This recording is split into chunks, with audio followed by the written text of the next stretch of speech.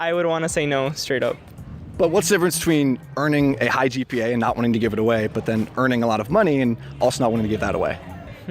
Well, I feel like the difference is that you study for your grades, right? And grades often reflect how much time you spend studying. But You gotta work pretty hard to become a millionaire. What's going on, everybody? Welcome back to the channel. Hope all's good wherever you are. In this video, we're going to watch a man on the street interviewing woke students that are pro-socialism until it affects them. This is hilarious. Let's get it. The Phillips with Campus Reform. Today we're at Florida International University talking to students about their opinions of socialism and if they'd support a socialist GPA policy.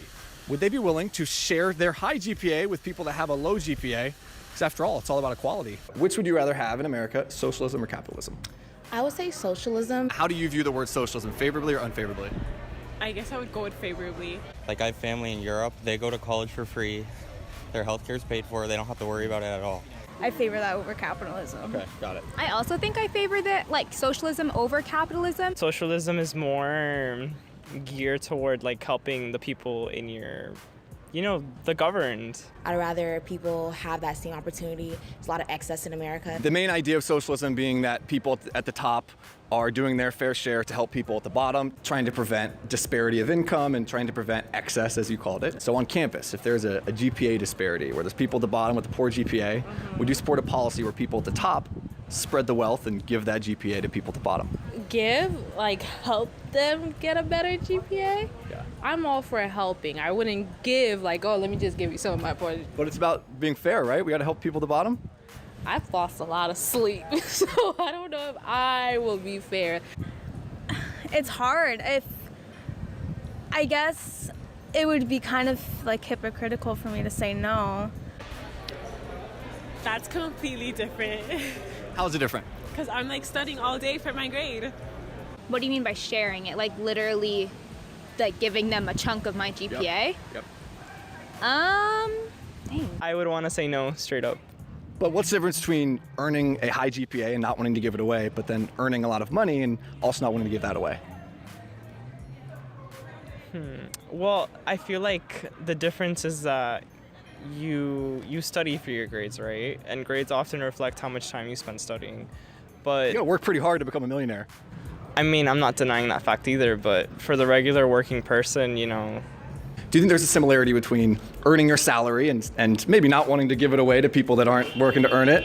And same thing with the GPA where you earn it and you say, well, I don't necessarily want to give it to anyone who might not be working for it. Right. I think it's just that whole sense of thinking that no one's going to work for it. I mean, I sacrifice a lot to get my GPA. I don't go out as much as I'd like to, but that's for a greater goal in the future, the way I see it. So no, I wouldn't sacrifice my own things, sacrifice my own time to help somebody else who didn't want to make those same sacrifices. Guys, if you don't mind smashing that thumbs up button for your boy, it really does help me out. And also, if this is not your first time watching one of the videos and you're not a subscriber yet, hopefully this will be the video in which I can earn your subscription. Let's get back to the video. There's some people who are in the bottom, but they really are working, and there's some people who are in the bottom and they deserve that poor GPA. Kind of like people making money with their income? Exactly. You know what I'm saying? Like some people. Let's not throw shade. But isn't it about helping the less fortunate? Basically profiting off of my work for you. So who's really the bad guy here? I don't think that'd be a good idea because then you're taking away from people that earn that grade, and what about the ones that aren't really working hard for their grades? So they're just gonna get something they don't really deserve. Got it. And do you think it's similar with your salary? Yeah, I definitely do. No, that's the complete opposite of meritocracy. Okay. The complete opposite. That's awful. I don't think they're comparable because your GPA is not directly linked to your quality of life necessarily. But you still have to earn it the same way you'd have to earn a salary, right? Well, I don't think most rich people in this country necessarily earn it. Much of that money is inherited. Much of that money, is made from the stock market, which isn't, they're not actually working for that. They're pressing a button behind a computer for that. I mean, Well, then there would be no point to having a GPA because then if everyone has the same, then there's no metric, right? But it's all about fairness, right? Well, is it fair? I look at it this way, right? Is it fair for everyone to have the same outcome or to have the same opportunity, right? For me, having the same opportunity is what is fair, right? Not the same outcome, right? Because if I work harder than you and I get a better result, then it is only fair that I get a better grade or I get a better opportunity than you, right? Everything should be merit-based. Best man or woman for the job gets the job. List of criterias, the best person gets it. If it happens to be all black lesbians, so be it. But when we talk about socialism versus capitalism, like the European countries that these kids are mentioning about are not socialist countries. Canada, even though it has some socialized healthcare, is not a socialist country. So the same goes for these European countries. They're still capitalist countries. And the stuff is not free. Like, do you know how much taxes some of these countries pay? I'm sure these students would want all the benefits, but definitely don't want to pay the high taxes. All these kids think that capitalism is based on greed, right? They think, oh, the people have all the money at the top, they're so greedy, and then they think that socialism is based on human need and it's so nice.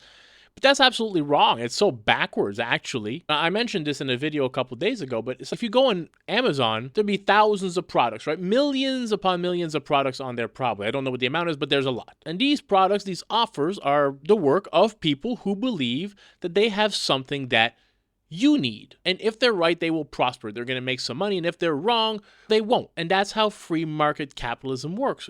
At its basic core, it encourages people to improve their lives by satisfying the needs of others. To put it simply, no one starts a business or makes something or designs something or provides a service for themselves.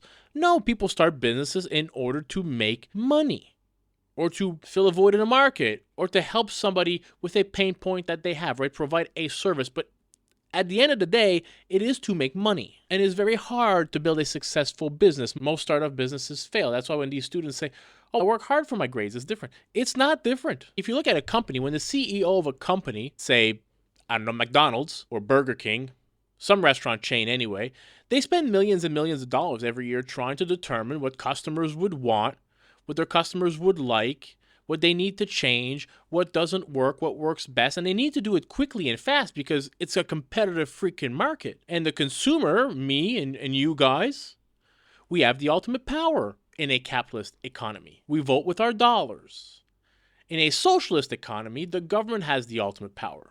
It's what you don't want. It never works. The government decides what you get from a limited supply, and it decides how much of that supply should exist.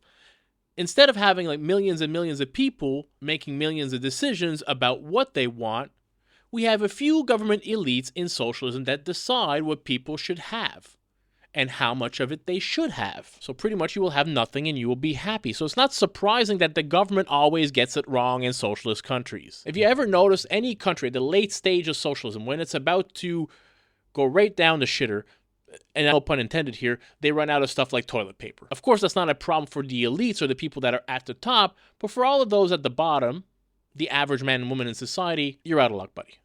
Look at Venezuela, for example. Once the richest country in South America, was the most recent example of being a victim of socialism. It was a thriving, prosperous country, and socialism drove that economy right into the toilet. And those European countries that these young people are talking about, they don't have socialist economies. They say people seem pretty happy there.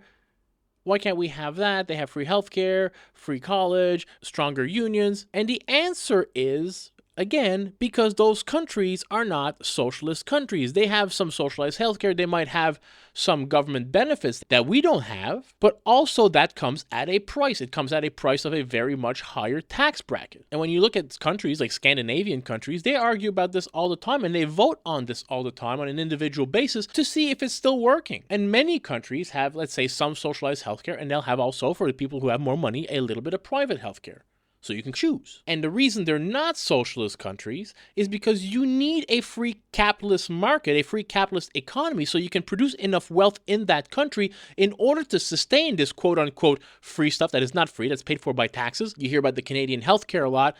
That is how it's sustained, is by having a free capitalist economy. You put all the work ahead of time, you pay your taxes, and then you can get the quote-unquote free stuff after. If you don't have capitalism, you become freaking Venezuela. The more capitalism you have, the less socialism you need. Kind of nice how that works, isn't it? Hope you all enjoyed this video. If you did, smash that thumbs up button, everybody. Consider subscribing to the channel, help it grow. I'll catch you all in the next video. Peace out, everybody.